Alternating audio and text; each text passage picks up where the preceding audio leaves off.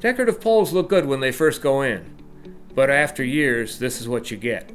Put in plaster, like this, concrete, and not covering the entire surface, it doesn't do any good. The water's getting in, it's lifting the cement. Here you have a problem. Doc Woods' badass mud will solve the problem. In a perfect world, I'd coat this log with mud and then cut about a ½ inch off, and then I could see a cross section to show you the strength of badass mud. But since I can't, I took this 4x4, sliced it deep enough, tried to get a very close simulation, and I will fill that with the mud, and then tomorrow we will cross-cut that and stress test it. Now I'm going to cut that sample we filled yesterday, flex test it, pretty good, very good. Now that we see how strong it is, how good it is, I'm going to show you an application. First of all, I take a wire brush and clean all the loose debris. And there might be a nail or there might be something I got to knock out.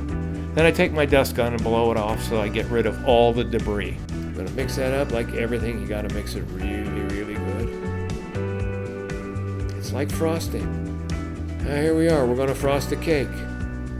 I'm shoving it deeply into the grain. Very hard.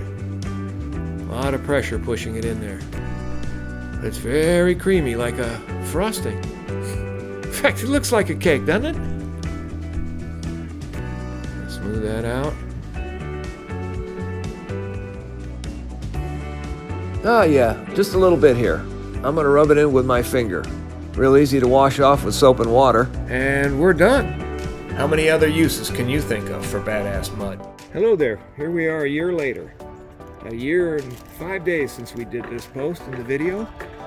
And look how it still holds up. Not a problem, not a crack, nothing. And do you remember this guy? Remember when we first did the video, he flexed. He don't want to move too much now. He's pretty tight. He's pretty solid.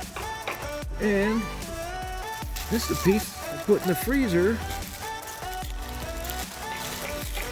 on 9/4. I don't know what to tell you. Doc Woods badass mud. And here's another post I did last year, and I went right over the cement with this one. Let me see how it holds. I see no movement, no cracking where they're blending. It's held. It's beautiful. I was standing out here on a busy highway. We already talked about Doc Woods badass mud being great for decorative power poles and fence posts. But what's our real niche? Here it is, the roadside barrier. But how many of these countless poles are rotting away?